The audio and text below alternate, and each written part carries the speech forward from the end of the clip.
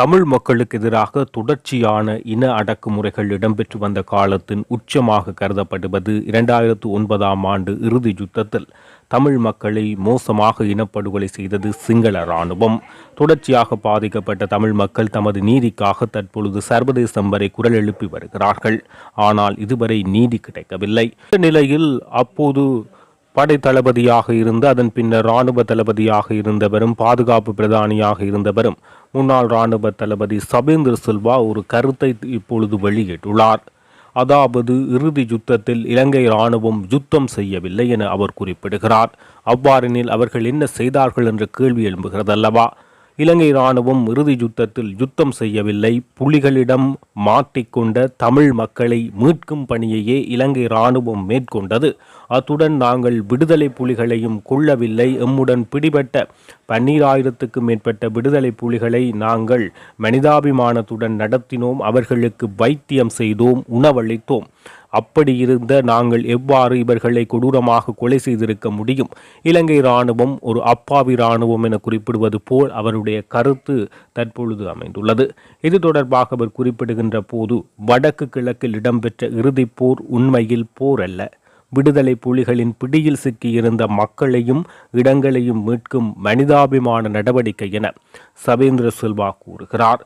மேலும் இராணுவம் விடுதலை புலிகளுடன் இறுதியாக நடத்திய சண்டை போர் என ஒருபோதும் நாங்கள் குறிப்பிட மாட்டோம்.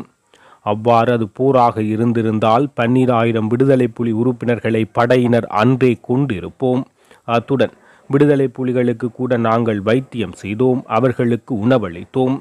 புலிகளின் பிடியில் சிக்கியிருந்த மக்களை இடங்களை மீட்டு முழு நாட்டுக்கும் மக்களுக்கும் சுதந்திரம் பெற்றுக் கொடுக்கும் நடவடிக்கையை நாங்கள் மேற்கொண்டோம்.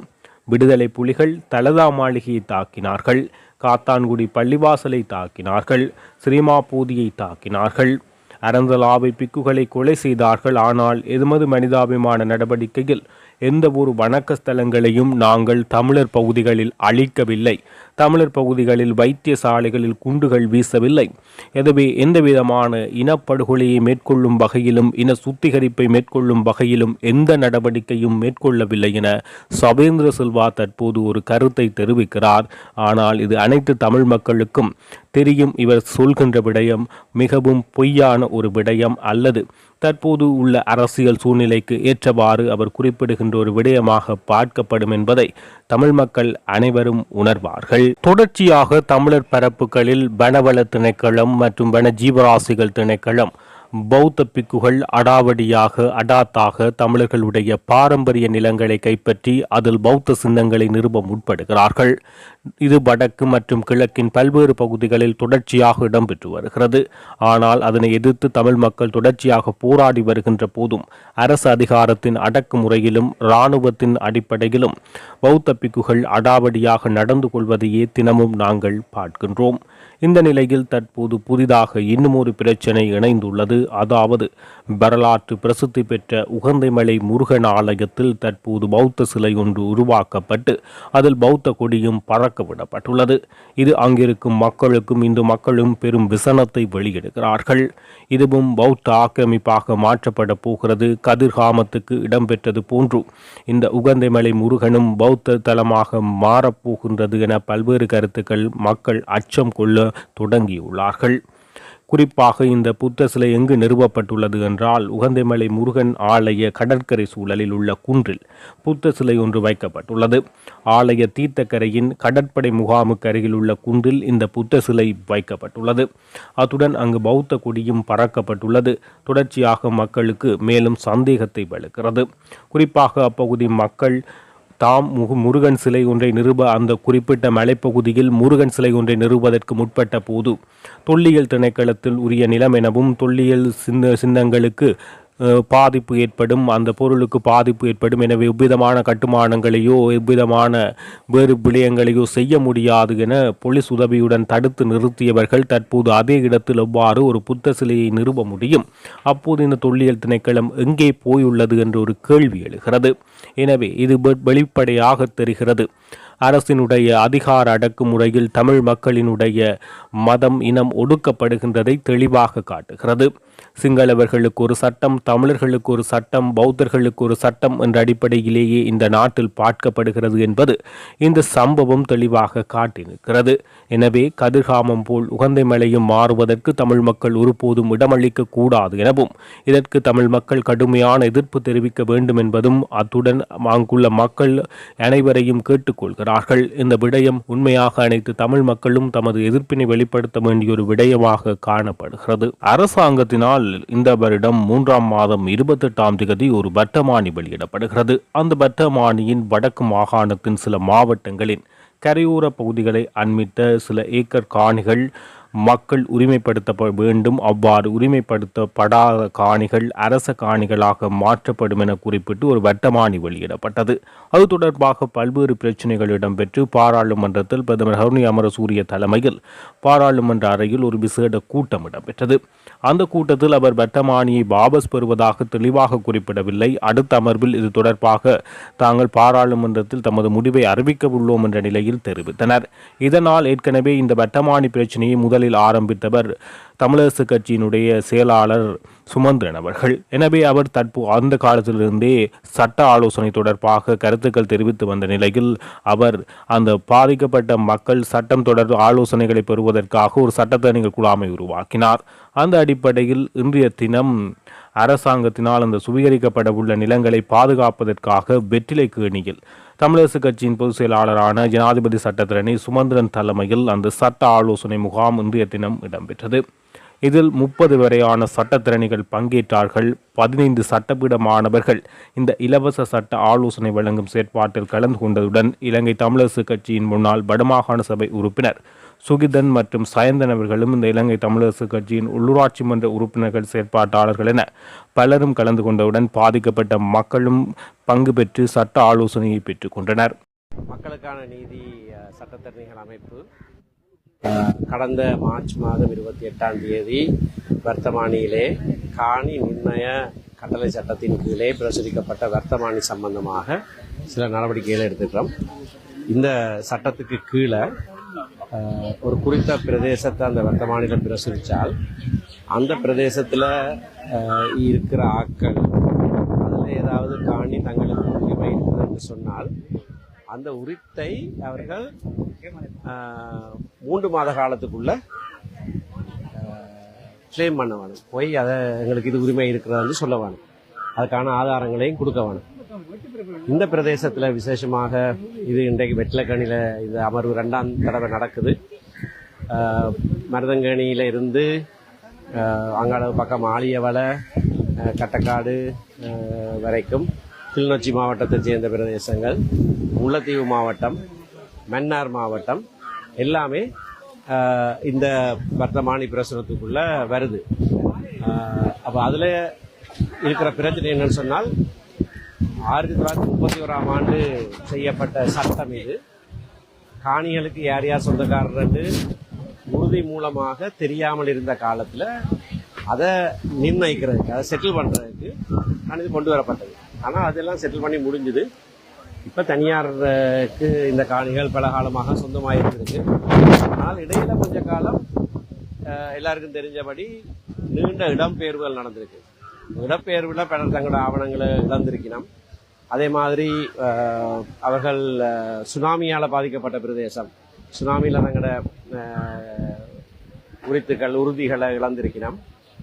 ஆனபடினால இப்படியான ஒரு சந்தர்ப்பத்தில் ஒரு அசாதாரண சூழ்நிலை, இன்னும் சரியான நிலைமைக்கு வரையில மக்கள் மீள்குடியேறையில் 1 லட்சத்துக்கு மேற்பட்ட மக்கள் இந்தியாவில் அகதிகளாக வாழினோம். அப்படியான ஒரு சூழ்நிலையில் காணி நிர்ணய சட்டத்தை அமுல்படுத்துவது என்பது ஒரு மிகவும் மோசமான ஒரு செயற்பாடு. அதற்கு எதிராக நாங்கள் நடவடிக்கை எடுத்திருக்கிறோம். அதை அரசாங்கம் மீள் கைவாங்க வேண்டும் என்று கேட்டிருக்கிறோம். அப்படி செய்யாவிட்டால் அதுக்கான மக்கள் போராட்டங்களை நாங்கள் நடத்துவோம். ஆனால் அதே நேரத்தில் இங்கே வாழுகிற மக்கள் தங்களோட நிலங்களை இழந்து விடாமல், அது அரசுடைமையாக்கப்படாமல் இருப்பதற்காக அவர்களுக்கு இந்த இலவச சட்ட உதவி நாங்கள் செய்கிறோம். இதில் நாங்கள் அவர்களோட காணிகள் சம்பந்தமான தரவுகளை பெற்றுக்கொண்டு அவர்கள்ட்ட இருக்கிற ஆவணம் தங்கள்கிட்ட உரித்த நிலைநாட்டுறதுக்கு போதுமானதா என்று ஆராய்ந்து அவர்களுக்கு நாங்கள் அறிவுரை சொல்லுவோம். அது போதாது என்று தெரிஞ்சால், இப்போ சில இடங்களில் வீடுகள் கட்டி கொடுக்கப்பட்டிருக்கு, சுனாமிக்கு பிறகு வீட்டு திட்டம் கொடுக்கப்பட்டிருக்கு. ஆனால் அவர்களுக்கு உறுதியளினம் கொடுக்கப்படவில்லை. அப்படியான சூழ்நிலைகளில் நாங்கள் போதாது என்று கருதினால் அதை நிறைவு செய்வதற்கு, பூர்த்தி செய்வதற்கு என்ன செய்ய வேண்டும் என்று சட்ட ஆலோசனையும் கொடுத்து அதுக்கான மேலதிக நடவடிக்கைகளையும் நாங்கள் மேற்கொள்றதுக்கு தயாராக இருக்கிறோம். இன்றைக்கு 20க்கும் மேற்பட்ட சட்டத்தரணிகள் தாங்களாக முன்வந்து எந்தவித கட்டணம் இல்லாமல் இந்த சேவையை வழங்குகிறார்கள். அவர்களோட 15 சட்ட மாணவர்களும், யாழ்ப்பாண பல்கலைக்கழகத்தைச் சேர்ந்த சட்ட மாணவர்களும் இங்கே வந்து இந்த அமர்வில் எங்களுக்கு உதவியாளர்களாக பணியாற்றுகிறார்கள். அவர்களுக்கும் இது ஒரு பயிற்சியாகவும் இருக்கும் என்று நாங்கள் நினைக்கிறோம். இந்த பிரதேசத்தில் நாங்கள் மக்களுக்கு அறிவித்து திரளாக மக்கள் வந்து கொண்டிருக்கிறார்கள். இதை செய்து கொண்டிருக்கிறோம். மற்ற பிரதேசங்களுக்கு நாங்கள் போவோம். விசேஷமாக முல்லைத்தீவுக்கும் மன்னாருக்கும் கிளிநொச்சிக்கும் நாங்கள் போய் இதே நடவடிக்கை எடுத்து கூடிய வரையில் இங்கே இருக்கிற மக்களுக்காவது உடனடியாக இந்த காணிகள் அவர்களுக்குத்தான் உரித்து என்று இந்த சட்டத்துக்கு கீழே, நாங்கள் எந்த சட்டம் பாவிக்கப்படக்கூடாதுன்னு சொல்கிறோமோ அந்த சட்டத்துக்கு கீழேயே அவர்கள் தங்களுடைய உரித்தை பெற்றுக்கொள்வதற்கான ஒரு மாற்று நடவடிக்கையாகத்தான் இதை செய்கிறோம். ஆனால் எங்களுடைய பிரதானமான கோரிக்கை இந்த வர்த்தமானி மார்ச் 28ஆம் தேதி பிரசுரிக்கப்பட்ட வர்த்தமானி மீள் கைவாங்கப்பட வேண்டும். இது இந்த நேரத்தில் அமல்படுத்துகிறதுக்கு பொருத்தமான ஒரு சட்டம் அல்ல.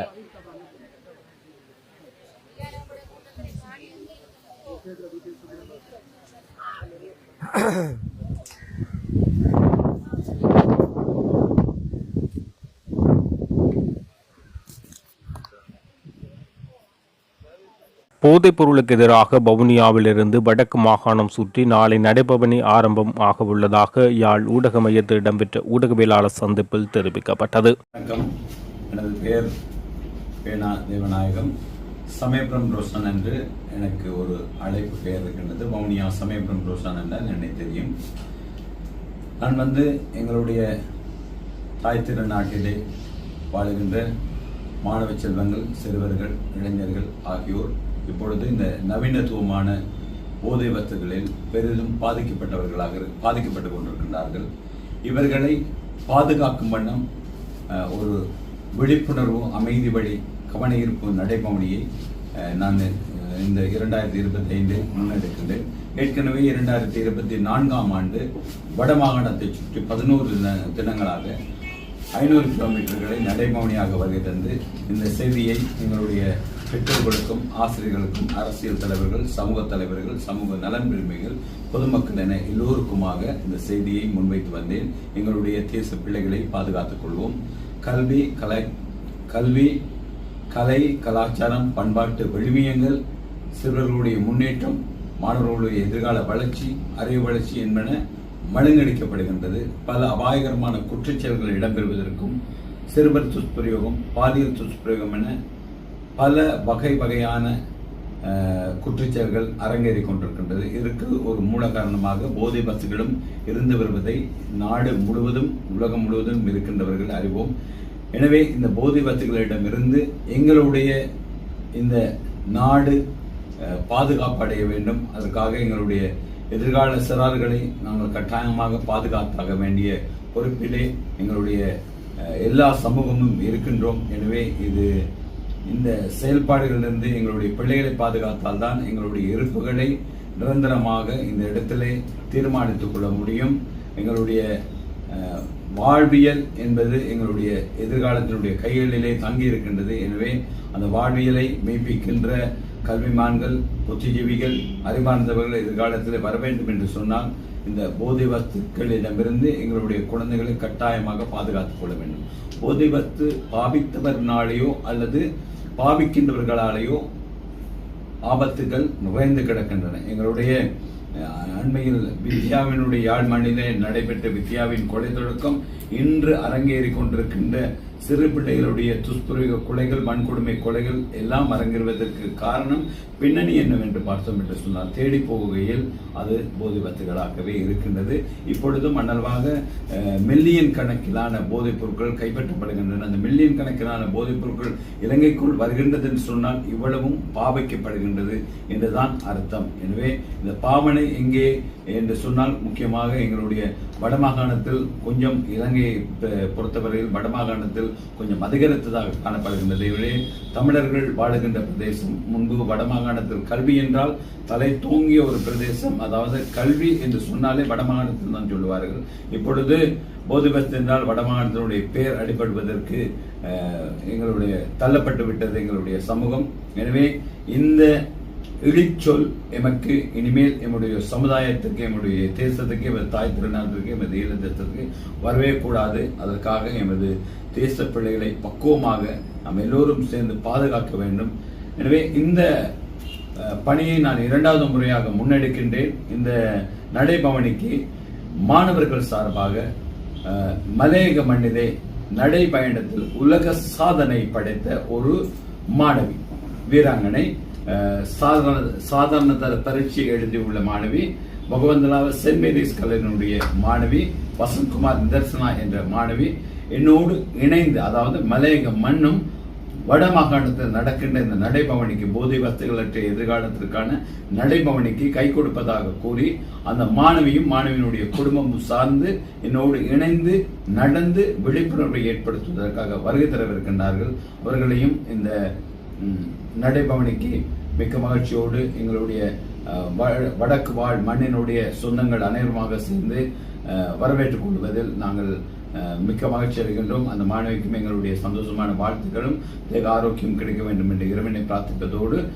அந்த மாணவனுடைய வருகையும் எங்களுடைய அதாவது இந்த நாட்டில் இருக்கின்ற எல்லா மாணவ செல்வங்களுக்குமாக ஆதரவினை கொடுப்பதற்காகவும், அதே போன்று மலையக மண் சார்பாக ஆதரவு வழங்குவதற்காகவும் சோழன் உலக சாதனை புத்தகத்திலே நடைபயணத்திலே இடம் பிடித்த மாணவி வருகின்றார். அவர் சுமார் 54 கிலோமீட்டர்களை 8.5 மணித்தேலங்கள் செங்குத்தான வீதியில் நடந்து சாதனை புரிந்திருக்கின்றார். 15 வயது நிரம்பிய மாணவி.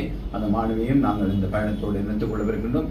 ஏனைய எங்களுடைய பிரதேசத்தில் வாழுகின்ற எல்லோரும், தந்தையர்கள், தாயார்கள், சகோதரர்கள் எல்லோரும் இந்த பவனியோடு இணைந்து ஒட்டுமொத்தமாக தனி மனித புகழ்ச்சி என்று இல்லாமல் எல்லோருமாக இணைந்து எங்களுடைய தேச பிள்ளைகளை பாதுகாப்போம். எங்களுடைய நாட்டை, எங்களுடைய வீட்டை, எங்களுடைய சூழலை பாதுகாத்து எதிர்காலத்தில் ஒரு ஆரோக்கியமான சூழலை, போதை வஸ்துகள் அற்றதும் சிறுவர் துஷ்பிரயோகம் அற்றதுமான எதிர்கால சூழலை உருவாக்கி எங்களுடைய பிள்ளைகளுக்கு வழங்குவோம். எல்லோரும் ஒன்றுபடுங்கள். எல்லோருக்கும் இறைவன் நல்ல ஆசை வழங்கல். நன்றி. மாணவர்களையும் சிறுவர்களையும் இளையோர்களையும் இந்த அபாயகரமான போதை வஸ்துகளிலிருந்து பாதுகாப்பதற்காக முன்னெடுக்கப்படுகின்ற வடமொழியை சுற்றியதான நடைபவனி 2 ஆரம்பமாகும் நாள் உத்தியோகபூர்வமாக 26ஆம் தேதி காலை 7 மணிக்கு வவுனியா மண்ணில் வவுனியா தமிழ் மகா வித்தியாலயத்திலிருந்து 1வது நாள் பயணம் ஆரம்பமாகி கனராயன் குளம் வரை வந்து நிறைவடைந்து 2ஆம் நாள் கனராயன் குளத்திலிருந்து ஆரம்பமாகி கிளிநொச்சி மகா வித்தியாலயம் வரை வந்தடைந்து 3வது நாள் கிளிநொச்சி மகா வித்தியாலயத்திலிருந்து ஆரம்பமாகி சாவகச்சேரியை வந்து அடைவெடுக்கின்றனர். அதாவது 29ஆம் தேதி, 26, 27, 28, 29ஆம் தேதி சாவகச்சேரியில் இருந்து யாழ்ப்பாணம் வருகை தந்து யாழ்ப்பாணத்திலிருந்து நல்லூர் வழியாக பருத்தித்துறை சென்று பருத்தித்துறையில் 29ஆம் தேதி பயணம் நிறைவடைந்து 30ஆம் தேதி காலை பருத்தித்துறை ஹார்ட்லே கல்லூரி முன்பாக இருந்து பயணம் நடைபவனி ஆரம்பித்து காங்கேசன்துறை வழியாக KKS வழியாக அப்படியே மல்லாகம், சுன்னாகம், மருதனா மடம் அந்த வழியாக வருகை தந்து எங்களுடைய முற்றுவெளி மைதானத்தை, யாழ் முற்றுவெளி மைதானத்தை வந்து அந்த வடமணியை சுற்றியதான பயணம் அன்றைய நாளை 30ஆம் தேதி நிறைவடையும். அதுக்கு பிறகு 31ஆம் தேதி ஆரம்பித்த இடத்திலே பயணம் நிறைவு செய்ய வேண்டும் என்பதற்காக எங்களுடைய வவுனியா மாவட்டத்தினுடைய நெடுக்குளம் கலை மகள் மகா வித்தியாலயம் முன்பாக ஆரம்பித்து மன்னார் பிரதான வீதி வழியாக வவுனியா நகர் பழைய பேருந்து நிலையம் சென்று பழைய பேருந்து நிலையத்தில் இந்த பவனியானது நிறைவு பெறவிருக்கின்றது. எனவே இதுதான் இந்த வழிமுறைகள். எனவே இந்த விதிகளில் நடைபயணி நடக்கின்ற பொழுது எங்களுடைய மக்கள் யாவரும் இணைந்து உங்களுடைய பூர்ண ஆதரவினையும் ஒத்துழைப்பையும் இந்த நடைபவனிக்கு வழங்குமாறு உங்களை அன்போடும் தயவுடன் கேட்டுக்கொள்கின்றேன்.